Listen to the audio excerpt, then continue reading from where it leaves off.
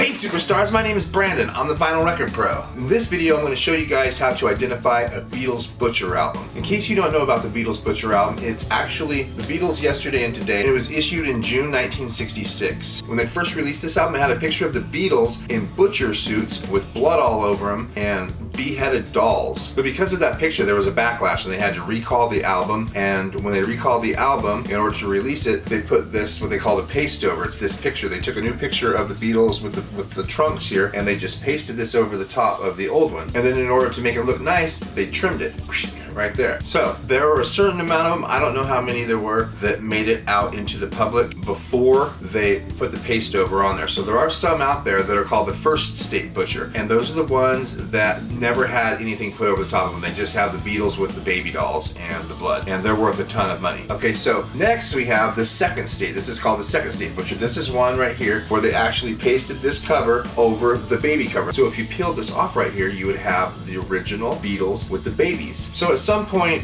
they ended up selling out of these, and then they started to make this one, which is, looks almost the exact same. The way that you tell the difference between the two, the first way, there's probably a lot of different ways, and I'm going to show you two ways today. The first way that I do is grab any record in the stack and just put it up against it like this, and you'll see that the butcher has been cut. Has been trimmed, so it's shorter. The sleeve doesn't even fit in it because it's been trimmed. So you can see the sleeve sticking out right here. Now that's one way to know. Now the telltale way, the guaranteed way, because anybody could have trimmed anything. They could have purchased one of these and trimmed it. You wouldn't even know. The way to know for sure though is on the front of the original, Ringo Starr is wearing a black V-neck. And if you look just to the left of the top of the trunk, you can see his black V-neck right here. So right there you can see a shadow.